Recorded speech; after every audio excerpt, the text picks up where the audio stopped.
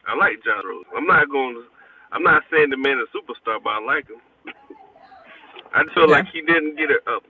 If it was up to him, get a chance and you mess up, that's over. Though you gotta think of it. 2 times. Him, not really. He's only one time. He only got one season to start. That was for a sorry Arizona team. And they didn't even give the coach a full shot. If the coach had a full shot, Rosen would still be in Arizona, not with us. Yeah, I mean, they cleaned their house. If the coach in Arizona, he would still be playing for Arizona. I'm just being honest with you. They did man dirty. There's a lot of ways to but I've also highlighted why. If you've seen the video of when they made the selection backstage, that was a Coach Wilkes call to move up for Josh Rosen. He wanted Rosen. I think the coach's call. And I think he basically he died on that sword because they're like, okay, now we're picking number 1 and we're gonna pick a quarterback all over again. So peace out. You can't say he died on that call. You can't say that because they even said that his offense was too hard to pick up. They said but it was more than that. Too hard to pick up. It wasn't about that. I've talked about last year it was under Shea. Yeah, but we're talking about Arizona right now and what Arizona did. And Ball Game, me and Ball Game had a conversation, Quint. And you know what? I'll tell you exactly why they got fired. They got fired with how they handled Rosen and by making that pick because from what Rosen told Ball Game, they basically started reworking his mechanics. And they started with nothing wrong with his mechanics. That's what they started on. They started using bands and they wanted to change up his footwork. And that's what when we brought in a quarterback coach last year, Rosen told Ball Game that the reason we brought in a quarterback coach, that guy's first initiative was I had to coach out all the bad habits and all the bad mechanics that you just learned in Arizona. Because I said to Ball Game, I said, if you go back to his UCLA tape, his footwork was decent. I said, but his footwork has regressed greatly. And then that's when I was basically told that story from Ball Game. So that's where Josh Rosen is. Josh Rosen's, you got a guy who's a slow processor already coming out, and he's got bad coaching on top of it, man. So that's not a recipe for success for any quarterback. Let me say this real quick. Me and my brother was talking yesterday, and my brother he hates Tom Brady because they was in college at the same time. I hate them too. They cheated. Patriots cheated. He hates Michigan. He hates Michigan. But he feels as though Rosen can be our Tom Brady, but we didn't give him a fair chance. And we drafted Tua in the noise because my brother he works for Harvard. He works for the Hard Rock, and he goes out to the practice. He do all kind of stuff like that, right? He said they want Tua to be the man. He said I'm not taking nothing for Tua's good. But they're trying to put everything on the screen to make Tua look good and not showing nothing that Josh is doing. And they're flipping, like, Rosen only had 3 snaps, 3 passes, or whatever. With 5 passes. They're flipping it. Remember, at the first week, Tua only had like 3 or 4 passes. He was on rollouts and hands. Yeah, and right? You know what? I'll tell you right now. They're switching it up. They're switching it up. But they're just trying to make Tua look better than what he really is. That's my No. See, no. That's not what it is. I'll tell you exactly what it is. Josh Rosen, when Fitzpatrick left, and when they basically look at perfect example, Omar Kelly. Go follow Omar Kelly. A week and a half ago was talking about how he was seeing better processing from Josh Rosen after the second or third practice. Now, ever since then, he's been highlighting his processing is still now. All of a sudden, he's backpedaling and said his processing is. Hold on. Yeah, but it's deeper than that. It's deeper than this. He's saying his processing is still slow. He's saying it's the same issues, and everyone else is saying it's the same issues as last year. But here's where he did himself no favors. When Fitzpatrick had to step away for personal reasons, and Josh Rosen put up a similar stat line to a kid in his 5th ever practice with full pads on, and you're now into your 3rd year in your 3rd training camp, and you both get shots at 11-11s with the ones, and you have almost an exact same stat line. That's where they were probably like, okay, yo. gonna say this to you. And who's had the best day out of everyone? I'm out of everyone, gonna say it's been Tua. No, Tua's had Rosen had better. Rosen had a better week, a whole week. He had two. He had two one good days. No, wait. I let you talk. I know this is your platform. He had a whole week of good practice. Where? Tua had 1 day. Where? I'm not saying I don't like. I don't care. I don't like. You know I don't like Tua. You know I don't like. 2 weeks. We've asked this. He had a whole week. Rosen had a whole week of. Yes, he did. No, he didn't. You know why he did? You ran every time. Here's why. No, here's why. You and Great won divorce. If he would have had a great week, in the second week, if he would have had a great week of practice in the second week, he wouldn't be throwing 5 passes. He would be in a battle for Fitzpatrick for the number 1 spot. Yep. Oh, and here's the thing, and we've highlighted, and this is why I cut you off, because you're missing. This is misinformation here. We're getting into the misinformation, guys. He had 2 good days, highlighted by a 75-yard pass to Jakeem Grant. And again, what's the context of the Jakeem Grant catch? Jakeem Grant lit up everyone that day. Me and Daniel talked about this earlier when I highlighted this. He lit up Byron that day. He lit up Ken Webster that day. He lit up Nick Needham that day. He lit up everyone not named Noah Benogany, basically. So this is what I'm sitting here saying. This is where we're running into misinformation. Not one reporter has said he's had a great week. In fact, at the last 3 or 4 days, I've actually seen it, and we've had it on the show. What have they said? He was okay. He's been okay. That's been what you've been getting. The highlight of his week last week were 2 plays. On the first day, a 75-yard pass to Jakeem Grant, and then on the 3rd or 4th day, he recognized something pre-snap and switched it up. Other than that, what are we living off of right now? The thing is, you could make the argument they both had their worst day on 11-11s when Fitzpatrick stepped away. Last I checked, Tua was the only one that bounced back from that. And that's where we're at, man. If he had this great week, there wouldn't be a question right now. He would be out here competing with Fitzpatrick. And still, every article today is saying Fitzpatrick. What did we just read? We just read it off. The competition is between Tua and Josh Rosen for who's up next behind Fitzpatrick. So that's why we got to great. That's why definitions mean everything. That's why when people say, oh, you hate this person, hate's a very strong word. Great is a very strong word when we're talking about athletics and athletes and sports. Great is right under elite. Do we not realize that? What does it go? It goes bad, okay. It goes bad, okay. I guess it goes bad, average, okay, good, really good, great, elite.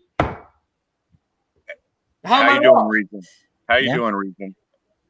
Yo, what's good, man? I gave the man his props today because he had, you know what? Josh Rosen had a great Zoom session. Josh Rosen showed me great humility. Josh Rosen showed me great personability today. But, I mean, are we really going to be out here and start saying this guy had a great week when at the beginning of week 2, he's only getting 5 reps and it's everyone saying Tua is getting all the reps now? He had the best day one day. I mean, that's crazy, bro. And here's the thing. You could probably put Rosen's 2 good days together at the beginning of camp, and they were clearly nearly as good as the one great day that Tua had yesterday. And again, I'm not jerking anyone off. I'm not sucking shaft. I'm not juggling balls here. What I'm sitting here and saying is this is how you objectively look at it. See, this is the problem, man. The guy makes one throw to Jakeem Grant, all of a sudden he had a great week of practice. I don't get it, bro. Well, so basically, I could now say after Tua's day yesterday, this week he showed us why he's a franchise quarterback because of that one good day. And Reason, you also got to take into account who's Tua throwing to. Yeah, 2s and 3s, brother. Josh Rosen's been working more with the ones than he has up last week, right? Josh Rosen. Here's the thing: Josh Rosen was able to throw to Preston Williams. Can I just say something? Hasn't been able to throw to Preston Williams. Tua's played so well. He's made Hollins look good, and Hollins is getting first string reps. That's calm down. Havoc. Yeah. It's just, I think if you just look at it just from a pure talent evaluation standpoint, you won't find many talent evaluators that say, that and they'll tell you Tua has, Pro Bowl, All Pro type potential. And, we need to detach the first round pick out of the whole equation and just look at production. And at a certain point, Josh Rosen's out here telling you in the interview, I still got work to do to be an NFL quarterback. I mean, just take it straight from the horse's mouth any day you want to. I mean, that's what it is. I mean, his problem has never been talent. He's never had a talent. He's never had a weak arm. He's never really had accuracy issues. He's just has decision-making issues. And that's something that practice won't tell you if that's being solved or if that is solved. But I don't know if you really want to bank on him solving those problems when you may already have a guy who legit has Pro Bowl, All Pro potential as a projection for his career. You know what I take away is what Flores said. Flores said he wanted Tua to be more aggressive. Rosen was being aggressive, but the decision making is still poor. That's what I remember Flores saying. Well, Tua's taken his step forward to being more aggressive. Josh hasn't taken that step forward to decision making yet. Yeah. I mean, it's we just need to all calm down because I feel like the Rosen truthers are turning a corner off a cliff, and it's just all you gotta do is read the tea leaves. Just read the tea leaves. It's not that hard to figure out what the game is right now. Yeah, it really is not. He had two good practices, bro. Can I say? And they were at the beginning of all this. Can I say one thing? Yeah. Shoot. I read all the articles. They said the man had a good week of practice. That's all I said. You said great. You said great. You said great. Well, I said great. To me, great's right under elite. Great is right under elite. So no. I'm gonna say this to you. I'm gonna be honest to you with your reason. It is no such thing as an elite quarterback to me. The last elite quarterback we're gonna see is Tom Brady and Aaron Patrick Rodgers. Mahomes is elite. No, it's not. He got to do for 5 okay, years. now Dude. I don't understand what's going on anymore. Do for 5 years. Mahomes is not elite. Russell Wilson. You're my age, right? You're about 36 years old. Yeah, Mahomes is not elite. No, I'm asking Reason the question. You at Bro, my 36 age has nothing to do with this, my I'm friend. asking you a question. How many flash in the pan quarterbacks have we seen over our time watching football? My friend, you cannot call. Oh my god, the one who just won the Super Bowl. Brother, in his first 2 years as a starter, he won an MVP. Like I said, he should have went to the Super Bowl. Buddy, he should have went to back. If D4 didn't go offside, he would have went to back-to-back Super Bowl. You got to be good for 5 years. Yeah. For me to say that. That outside was bogus, though. I'm sorry. I'm sorry. Name another quarterback that's done what he's done in their first 2 years. You could say Dan Marino.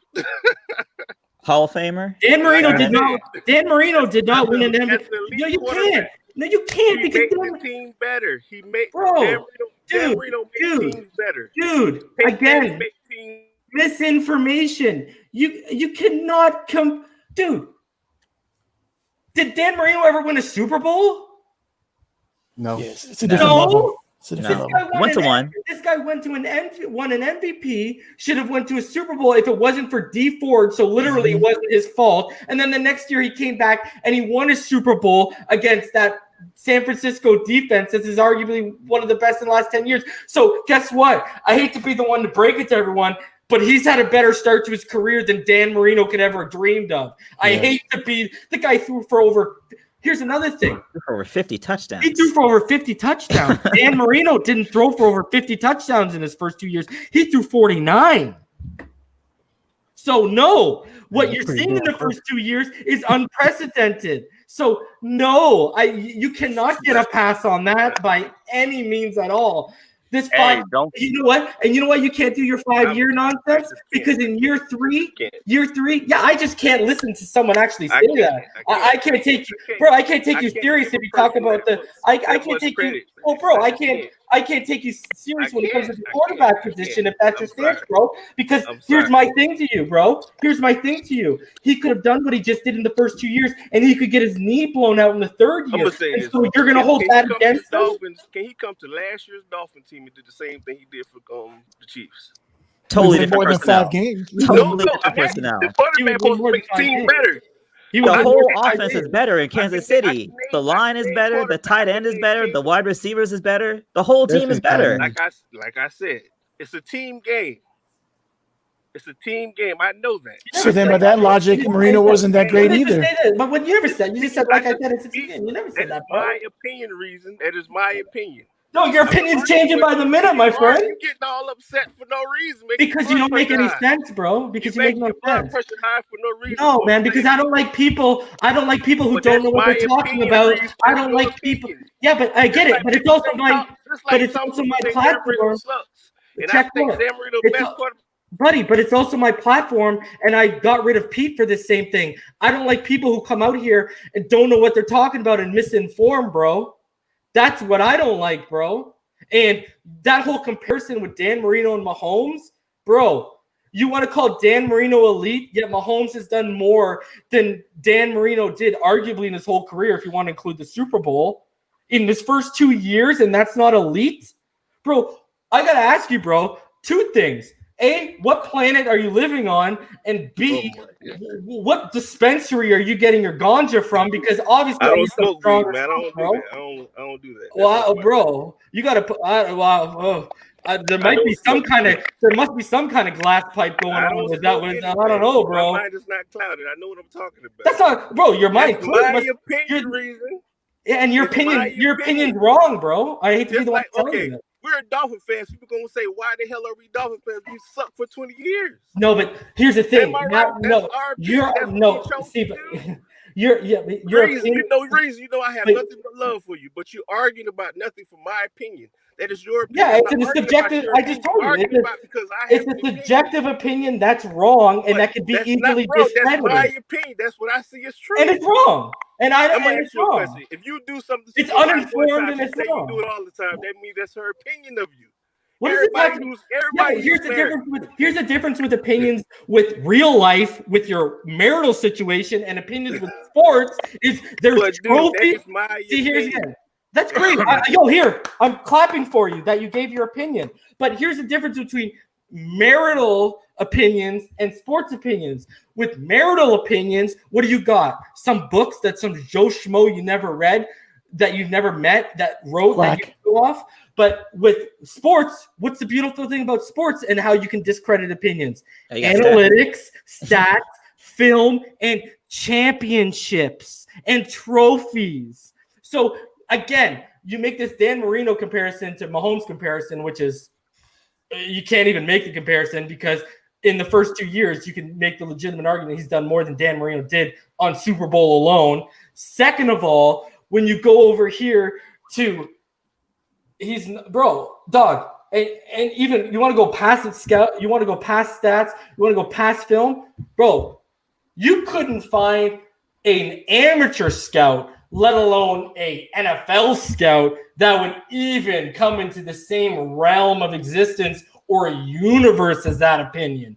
That's the problem. That's the kind of subjective opinion you don't say in public, bro, because I'll tell you right now, people in the comments are going a little bit in on you because they know you come from TD, bro. So I'm just saying that's not something, that's not something I would be going out and preaching that Patrick Mahomes isn't elite, because people are going to look at you like you just grew a third head, bro. So that's not even from an argument standpoint. That's from a friend to a friend telling you don't put yourself out there like that, bro. It's controversial.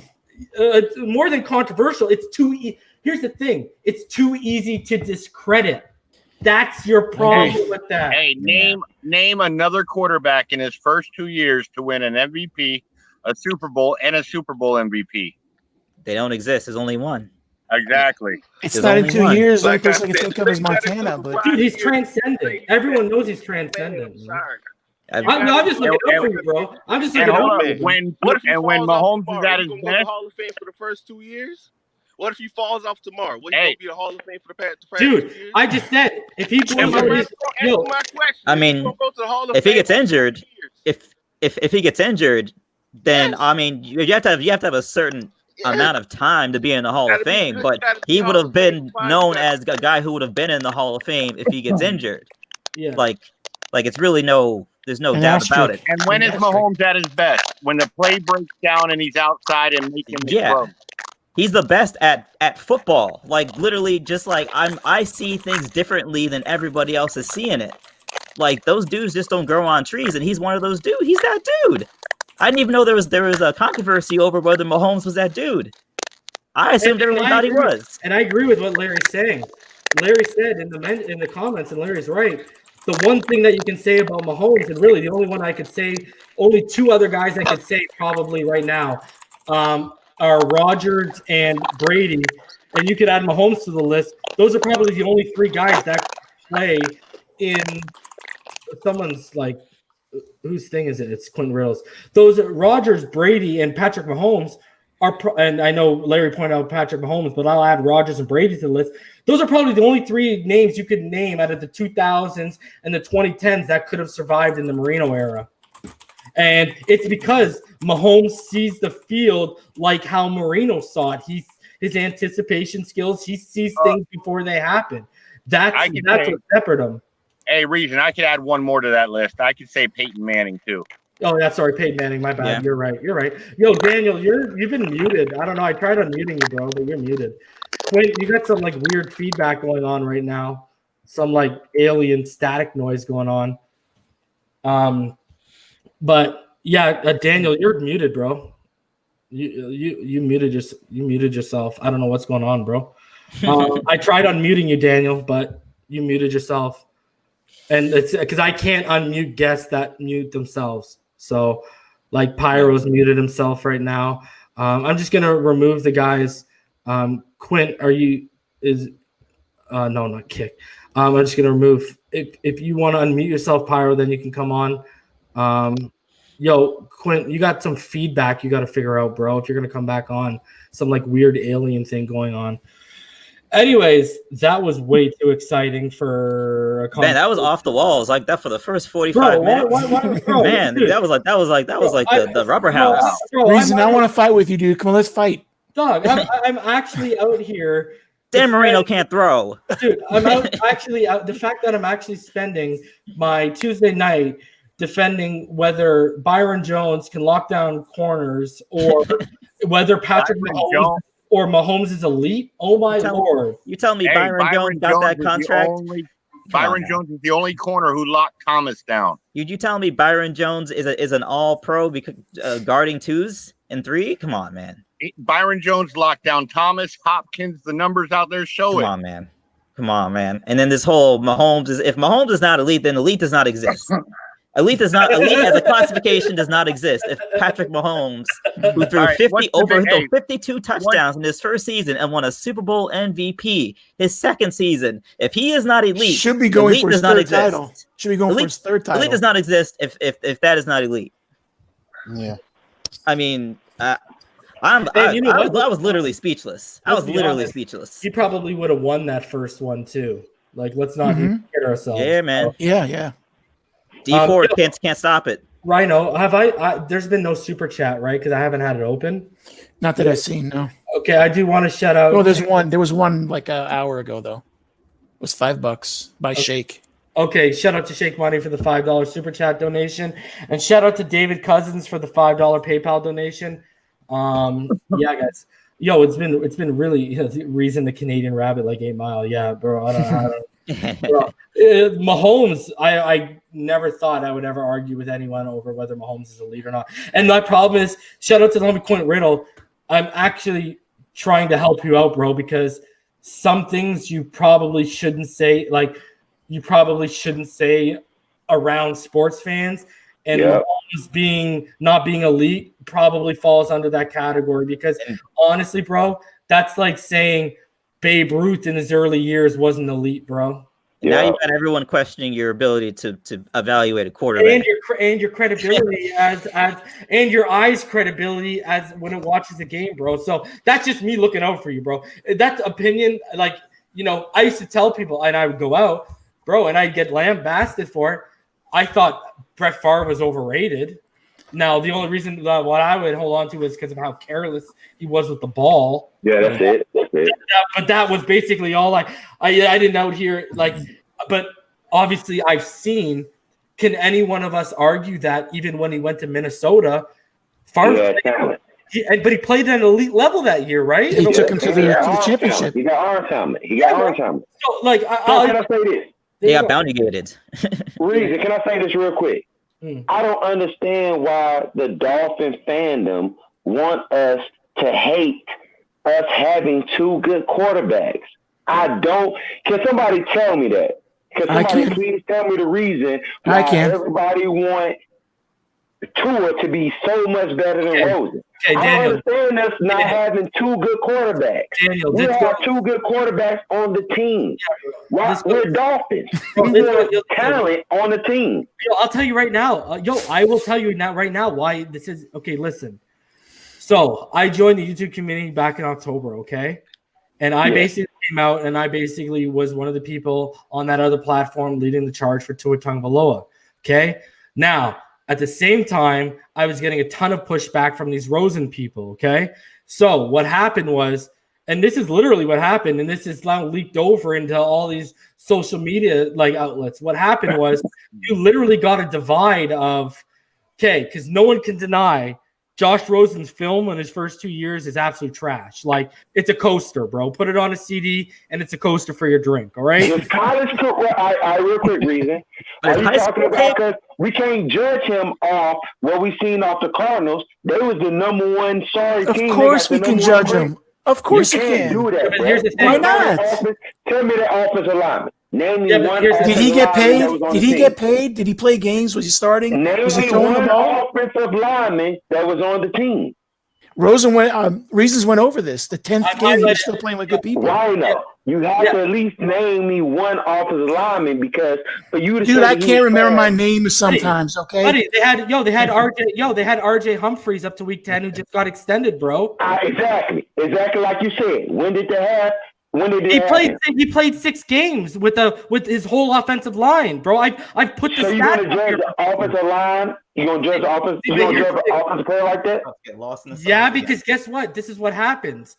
Players flash, bro. Even when you have bad protection, players flash and show why you took them in the top 10. And Rosen still has yet to show why he was. He hasn't even. The only flashes people want to hold on to are a couple of drops, bro. And like I say to people who say that, Fitzpatrick had 31 drops last year, 5th most in the NFL, 5th most drops in the NFL. But guess what? Fitzpatrick also still finished with the 8th best QBR in the NFL. So he threw the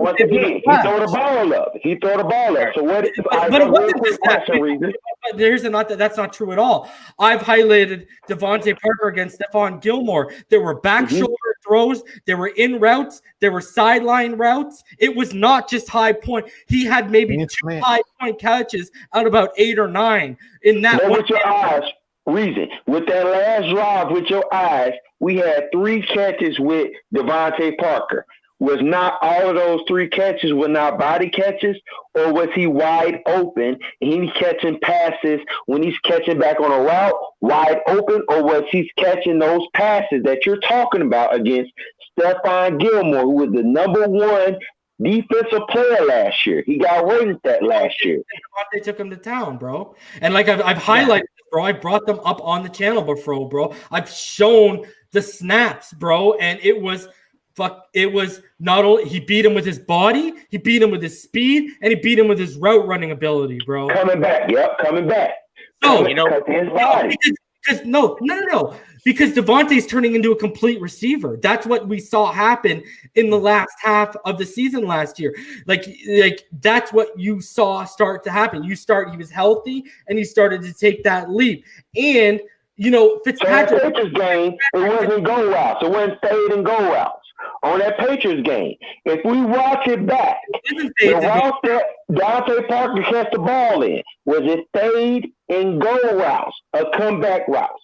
I just said, the bro. 3 routes. I don't understand the whole point. Yo, I just literally highlighted what the route he was running, bro. Like 2 seconds. You get lost again. Hey, and you can't Go put route. Like, bro. No, first of all, he had one, if you want to call it a goer streak, and that route was a back shoulder throw. That was put where only he could make a play on it. What about the 2 comeback routes? What about the 2 comeback routes in that game? That's what I'm saying. He had 9 receptions. I just highlighted. He had sideline routes, he had in routes, he had out routes. Like his route tree was on. All right, but I'm talking about the routes we got on that last drive. When Dante Parker really got his money, it's on that last drive against Devontae Parker. I think both of those was 2. One of those was a go route, and I think one of those was a comeback route. If I'm not mistaken, if I remember the game from what it was, from that drive, from the last drive, I think he had a go route and he had a comeback route. Now, I could be wrong. What are we arguing? I don't think I'm wrong. I don't think I'm wrong on that. But what are we arguing? Yo, I put on display, like, on this channel before. All the subscribers are literally like, bro, like, Troy Hicks, bro. They're telling me to, like, bro, like, all these people that have seen this, man, like, they all know, like. So that third, I think it was like 3rd and 4. What was that? What did he do on that route? I think it was like 3rd and 4. We was like on like the 45 or something like that. What did we do on that play? What was that route? Who got us the first down? What play? I'll help you out. What play? I think it was like on the 45, like the 45, 35, 45. I want to say like the 40 or 45. What's the point of all this? Like, where are we going with that? What I'm saying is, it's the route that he's doing on the play. These are routes that he's going to be doing on the play. Bro, I already highlighted his route running ability, man. I'm not saying his route running ability is not nasty. What I'm saying is he got more to develop. And what I'm saying is more than develop as in going in and out of his breaks. If we watch what Xavier Howard was getting birthed on last year, and that's because he wasn't we're still on cornerbacks. Xavier Howard. Now we're on cornerbacks. Bro. I don't know. Bro, now we're going to Xavier. Bro, dog, I don't know. You're all over the map. Not fault, because we was getting ate up. Not fault, because that's when I felt like we was getting ate up. When we had Xavier Howard last year, he was going in his in and out route. Receivers was killing, going in an in and out. Yeah, because he had a bad knee. He had a bad play. He had a bad knee. He was. If you watch the play. Exactly. What does that have to do with Devontae Parker, bro? No, that's what I'm trying to figure out. No, I was watching that Devontae Parker going against that in practice. We didn't realize that until he was going against Dante Johnson against the Steelers, who they drafted from Toledo. They drafted this dude from Toledo in the 3rd round. Bro, like, we're going back in circles, my friend. Yeah, damn. Like, yo, I'm telling you right now, people in the comments are not happy with you, bro. Because I'm talking about actual games where we was getting bro. You're all over the bro. I'll tell you right now, I've been doing this. I do audio podcasts. I do this. You're not concise. You're not straight to the point. You're all over the map. You're disorganized. So when we get against the Steelers, when we get ate up, I feel like we got ate up against the Steelers. Xavier Howard had surgery against the Steelers. Yeah, but why are we talking about Xavier Howard and the Steelers now, bro? That's the thing. You forgot Balazs sucked. Start off about Rosen. Yeah, but bro, this is way too. You're taking us way too far off the tracks. Bro. The reason I said that because every quarterback, even it's proven against Russell Wilson, you gotta have a good defense to carry a young offense. Right now, we know our front 7 is pretty decent. Okay, I'm not saying but it's a decent. And I know our back 7 is pretty good. It's pretty good. Then explain this. Carry an offense, especially Bill Roethlisberger proven. Hey, explain this one to me. Explain this one to me then. How did Andrew Luck flash when he had a terrible offensive line for Did he most of win his a Super career and Bowl? no Did defense? he win a Super Bowl? I'm talking about quarterbacks that was rookies that won Super Bowls. I'm talking about quarterbacks. So Bill Roethlisberger and Russell Wilson. I'm talking about quarterbacks that had strong defenses that won Super Bowls. I'm not talking about who went to the playoffs. I'm not talking about that. Whoa. I don't want to go to the playoffs. Bro, I feel that's a wrap. First of all, you need to tone it down. You're getting way too excited.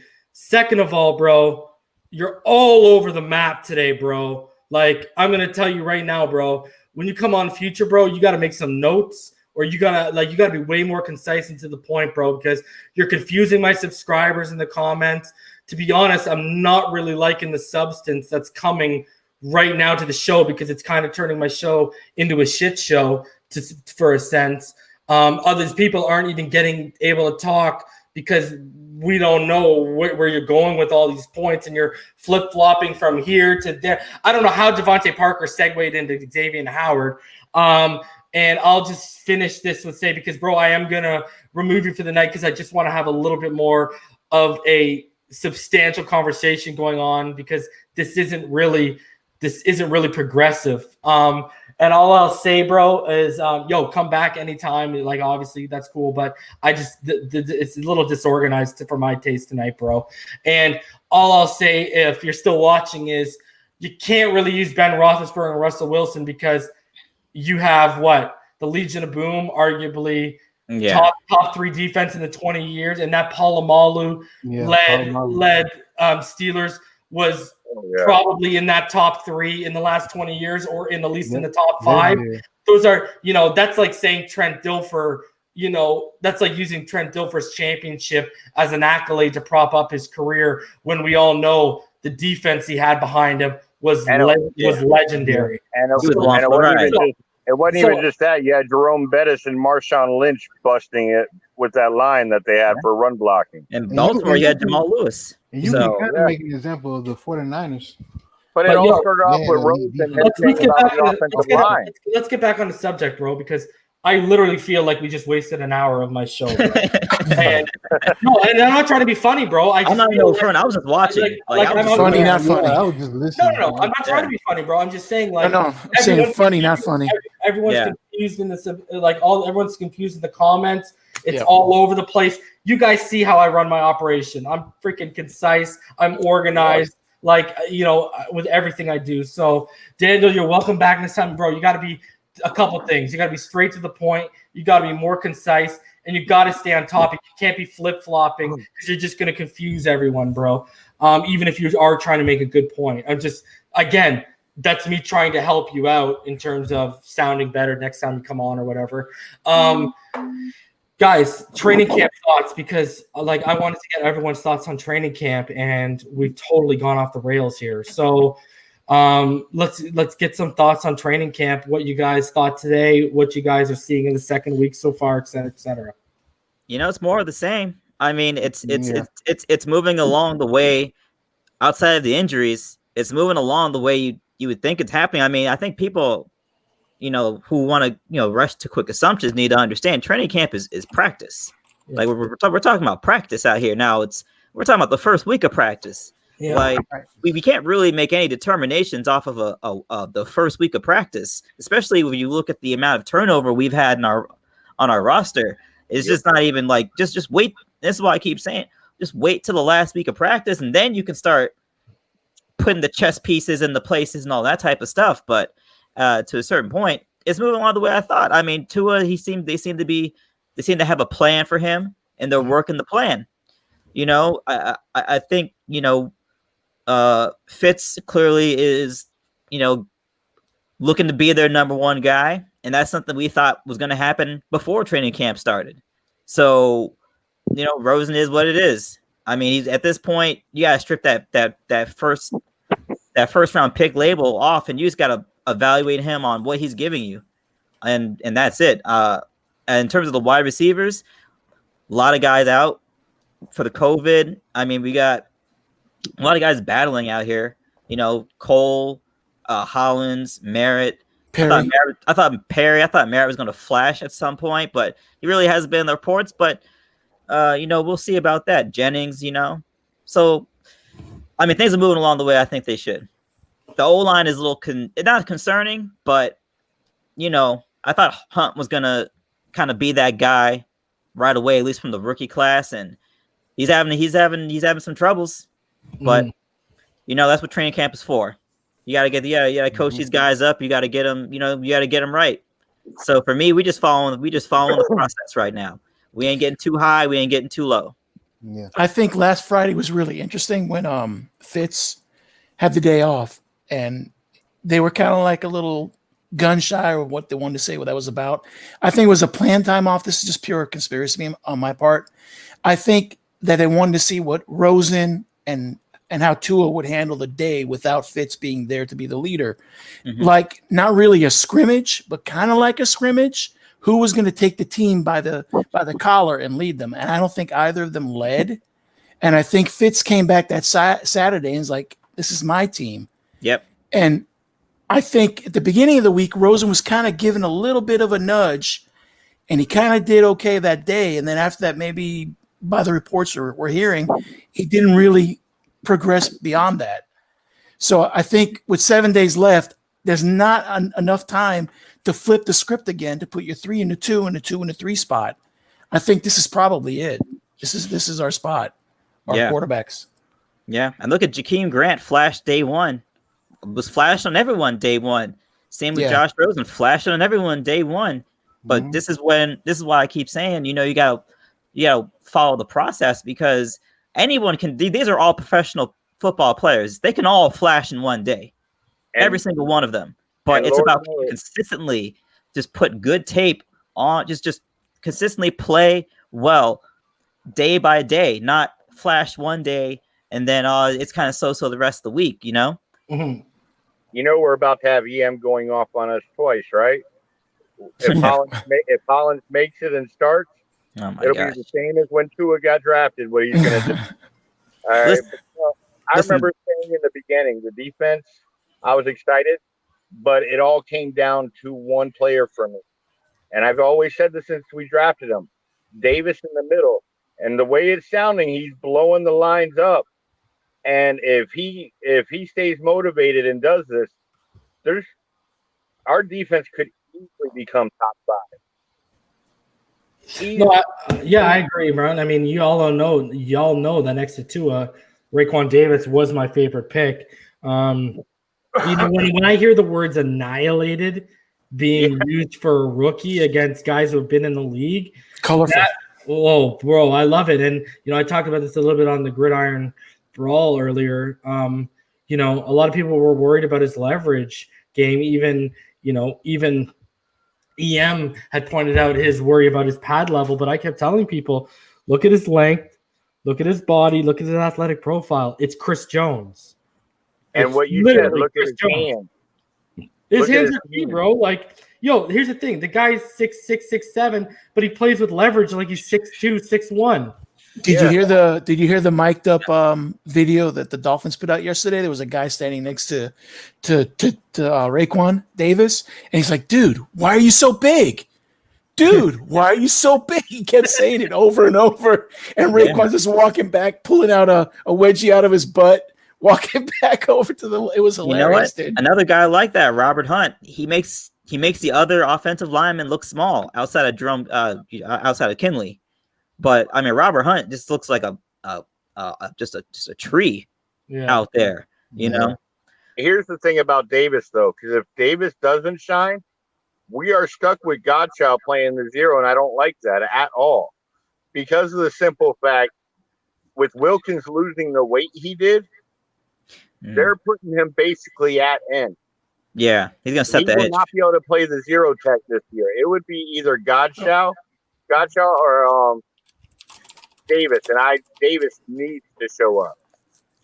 Yeah, it sounds like Wilkins is turning into he's not changing his profile, but he's locking down a little bit his profile as a 3-4 end, a guy big enough to get off and offer a pass rush, but also sturdy enough to set that edge, so you don't get embarrassed out there.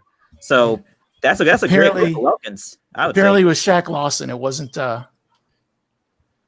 Wasn't Raekwon Davis, apparently. Okay. And But you Raekwon also Davis. you also have to take into account Strobridge too, because he's flashing. Remember we called him out? Remember we called him out a couple of days ago? I said it's really me and Ian were talking. I said, man, we haven't seen Jason Strobridge. And then ever since we said that, this man's been popping off, man. So, bro, you love to see. You love to see that. He's probably just getting the opportunities right now too. With the injuries, guys out. He's probably just getting the opportunities that he wasn't getting earlier. And what did Flores say? And what did Flores say? Havoc in his presser. You got to make the most of the opportunities you're given. And Strobridge is doing it, right? Hey, your best. Hey, listen, your best asset is availability. And going into training camp, a lot of guys got their jobs when someone got injured. A whole bunch of guys got their jobs that way. So maybe Strobridge was just looking. Hey, I'm just looking for a chance to flash. And maybe a guy like Tyshawn Render, maybe in that same boat. I'm just looking for a chance to flash a little bit. Well, we'll have to see, because I know with some of our losses now, everyone, guys you thought, hey, maybe he's a practice guy. Hey, they maybe take an extended look at Tyshawn Render now. Yep. No, I agree. But Strobridge popping off is something when you look at his profile, a guy that can play inside and outside. Man, if he can be effective. What about the unrestricted free agent from Mississippi? I haven't heard anything, have we? Benito Jones. We only heard him for like a couple of days, and then he kind of disappeared. Yeah. I mean, it's one of these things. Like I said, we threw week one. We go into week two. Strobridge popping off. It makes losing Curtis Weaver, easier to swallow. No, the only thing that made losing Curtis Weaver easy for me to swallow today was seeing our linebacker back in practice. Van Noy. Oh my God, Van Noy. Yeah. No, I agree. Yeah, I mean, this we knew this is going to be a bit of a development year for Weaver in terms of getting his body to the NFL level. So he's in a situation where he's going to have to first rehab the foot, which is like a terrible injury to get, because the least amount of you look at where all the blood goes in your body, the last place it goes is to your feet, to your toes specifically, but to your foot. So that's a prolonged rehab right there. And on top of that, he's got to get his body together as well. So like I said, it's Cleveland's problem now, but I mean, I wish we could have at least wrote it out. Because of his body, he didn't have that NFL bend you like to see come around the edge. Yeah. And that was something when he leaned down that I thought he was going to be able to develop and become even nastier. He really kind of, he really depended more on hands and bull rushes and such things like that. So, I just wanted him to get quicker off the line and quicker off the edge, because it probably would have made him better. But it looks like he's going to have to go do that in Cleveland now. So reasons. Do you think what happened with Weaver was a mistake by Greer? Could you label it a mistake right now? I can't, because I don't have were they not that impressed with him in training camp? Like, I don't have full context of the situation because of how little we're being given. So now, if he balls out in 2 or 3 years, then I'm going to be the first one to say that was a mistake. And what do they have to do to keep him on the roster? What are their requirements in Cleveland? For Curtis Weaver? Do they have to keep him on a certain number of time? Do they have to put him on injury reserve? What do they have to do? They claimed him. I think they have to have him on their active roster for up to day one, and then move him back onto IR. Does he have to clear waivers again if they go back? No, I don't think so. Because they were able to make space, because they just put Grant Delpit on IR. How did they put Delpit on IR without? That's what I don't 2 days ago. You can if you want. You can if you want. Because notice what we did with Beagle, right? With Beagle, because you have a certain amount of IR spots, right? Right. So what you're doing is when they clear that waiver, they go on it. They go on basically. They go on this basics is kind of like a special IR where, I think you pretty much have a certain amount of slots where you can just send guys straight to IR, where other guys have to clear waivers, and that's why Curtis Weaver can't go right onto IR now in Cleveland. He has to actually stay as an active body, I think, to the 55 or 53 or whatever, and then they can revert him to IR. Do the COVID guys account to the IR in terms of moving a guy to that list? No, that I have no idea on the COVID. I heard that was a separate list. Okay, because I just every time I see it, back at any given time. Every time I see it, it's labeled as the COVID/injury reserve list. So that's why I'm wondering. Yeah, but see, from what I hear, if it's like a false positive, they can come back in like 2 days. You know what I mean? It's not like you have to be out a certain period of time. Wood, I see Wood said he's a rookie, not an NFL player. We had to waive him. That's not true because, like we just highlighted, Grant Delpit didn't have to get waived. Yeah. So, yeah. Same situation, both rookies. Yeah. And neither of them first-round picks, so you can't even say that. Yeah. But but I think if they weren't going to move Delpit to the IR, like if he didn't just happen to tear his whole Achilles 2 days ago, he may have just passed right on by the Cleveland, because from what I was reading from some of the Cleveland papers, they're saying that they had him slide as like a rotational guy behind Myles Garrett. So they're projecting playing well. They're not even really projecting him to be like a guy. They're kind of like, we'll just take him on as the same project the Dolphins were going to take him on as. Now, Reason, I'm going to ask you this thing, because you always talk about system, right? Do you think the fact that we got rid of Weaver is more of a 4-3 defensive end and somebody you're going to have to stand up because he's not as athletic? You know what? No, bro, because a lot of his plays at Boise State came standing up. Oh, okay. He stood up a lot at Boise, man. But that's the thing. I think he's actually was a great scheme fit for us because you could stand him up. You could put him in 3 tech, 5 tech. Obviously not going to put him at 0 tech, but you can move him along that front. And that's what what I would do, because I'm pretty sure it's a 4-3 in Cleveland, if I remember correctly. Yeah. And he's obviously not an outside. He's not a will linebacker in a 4-3. Right. So to me, he was the perfect fit for what we wanted to do. Honestly, what I would be doing is, obviously you could put him in the end, but I would try to see what he can do on the interior in a 4-3, because you don't need a 340 pound guy on the interior in a 4-3. So what's his weight maybe at? you can line him up next to I don't remember what his weight was at.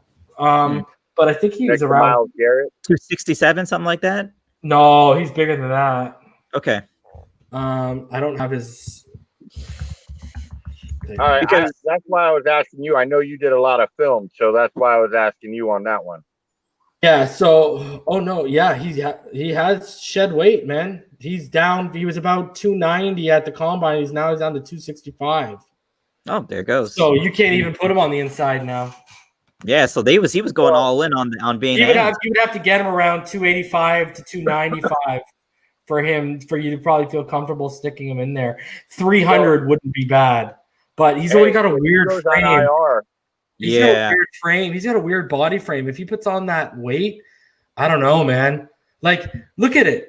He doesn't have long arms, but he has big arms. Yeah, he's either a stand-up guy or an end in a 3-4, or really he's only built for an end in a 4-3, because his game isn't built for a linebacker in a 4-3. So yeah, but if he goes on IR for the year, you have a year to put on a couple pounds.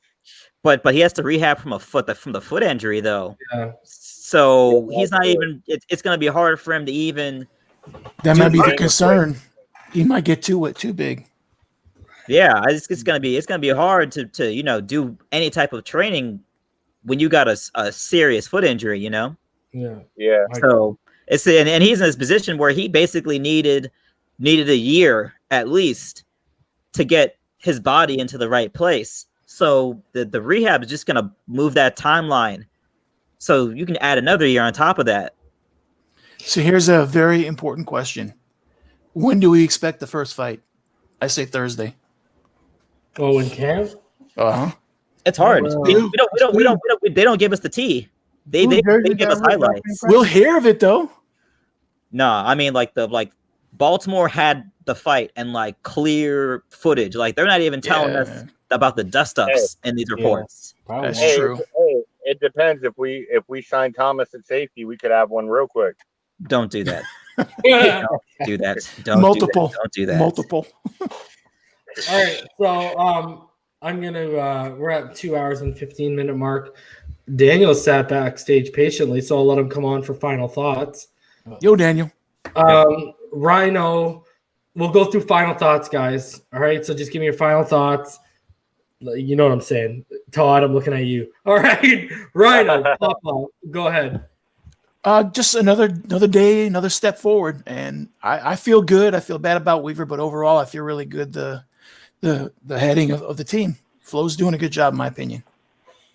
Todd, I know we have a young offensive line, but the experience they're getting from going up against guys like Lawson and Agba is going to be unbelievable come the regular season. So don't worry, our defense is miles ahead because of a lot of experience. We'll be fine come regular season. And before we get to Daniel, CB83 says, I wish he could have came into camp in better shape. He probably could have avoided that injury.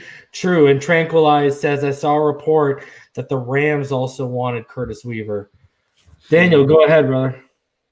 All right, I just want to say this real quick. Remember, I was high on Solomon Kinley and Jason Strobridge. I was high on those guys, but I'm going to say this real quick, bro.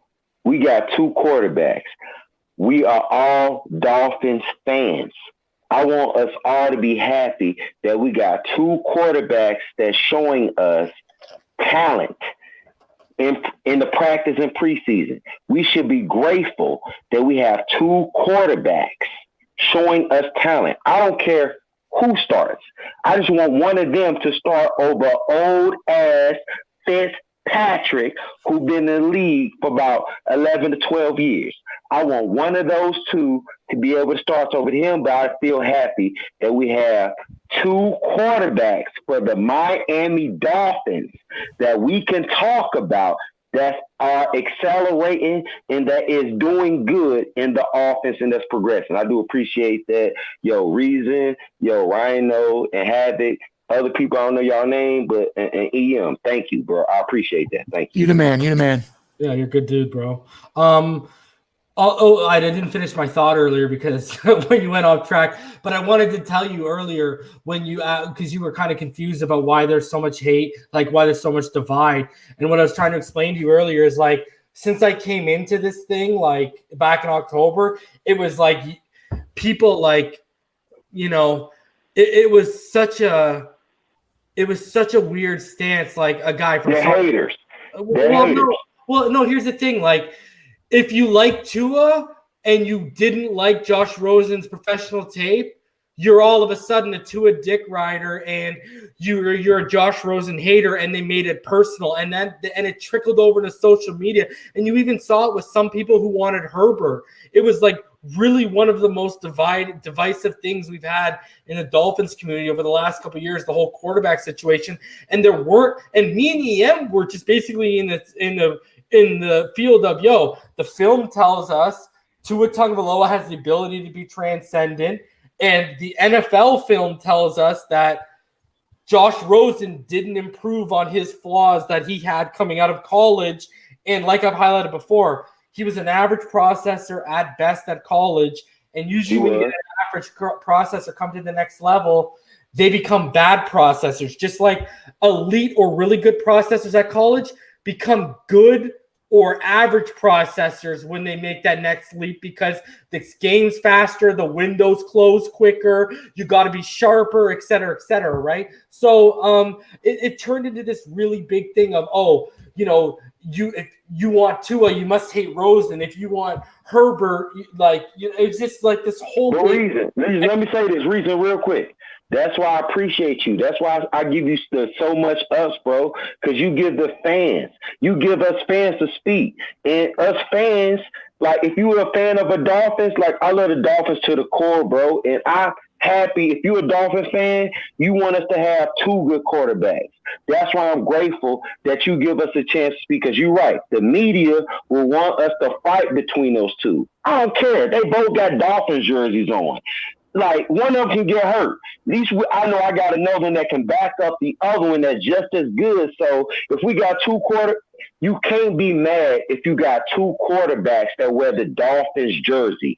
I just want whoever wear the Dolphins jersey to be good. Like, that's all I want. Like, if you wear Dolphins jersey, I don't care. I'm going to root for you regardless. Like I only root for Ryan Tannehill. I root for Ryan Tannehill to the dirt, bro. To the dirt.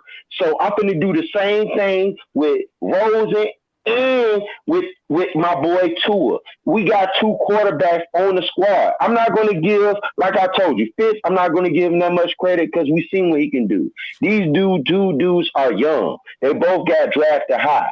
So all these teams scouted them and they had high grades on them. So for us to get these two dudes on the Dolphins and they both wear Dolphins jerseys, I'm just very appreciative. And I just know in the future, if we keep building, like, that's why I love Brian Flores. He give us enough. He give us enough to keep us satisfied. Bro, I'm trying to get out of here, bro. This man. Thank you. It's your own fault, reason. You know what I'll say to you, Daniel? I have said, even in the terms of saying Josh Rosen's evaluation, he's at an NFL level, he's nowhere near an NFL starter. And during my evaluation with Tua saying, his tape coming out, it's transcendent collegiate tape. Okay. Between all of that, I've said to people, I don't care if you're black, white, purple, yellow, green, orange, as long as I get really good to elite play at that position, because I'm sick and tired of having average play. Pyromancer, what's good, homie?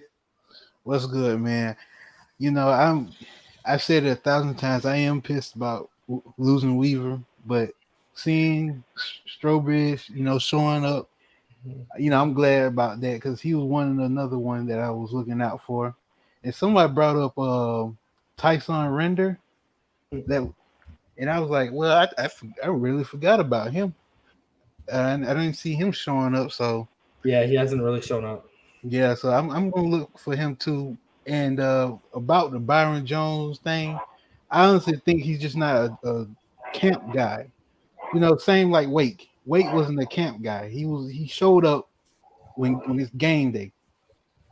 So that's why I think. I remember. Let's be honest. Remember last week, everyone was ready to also jump out the window on Nick Needham, and I told everyone stop, wait. And now the last 3 days, Nick Needham has been like popping up. Hey, people are gonna have good and bad days. It's at the end of the day, it's practice, bro. I think that's two reasons. Nick Needham, he's straight. He's a young player, rookie, undrafted. Yeah. So smash that like button, guys. Subscribe if you haven't. Again, if you'd like to donate to the channel, paypal.me/Phinside. If you want to become a Phinside the NFL Patreon, patreon.com/Phinside the NFL. And again, if you want to join the $25 league or the free league, email me, phinsidethenfl@gmail.com, and tell me which league you want to join or both. Other than that, your boy's got a pizza he's got to pick up, and the place closes in 20 minutes. And it's Fins up all day, every day. I'm out of here, people. I'll be back tomorrow with Paris Love of Dolphin Nation 305. Will be joining me. I don't know if EM will be joining me. Your guess is as best as mine. But Paris Love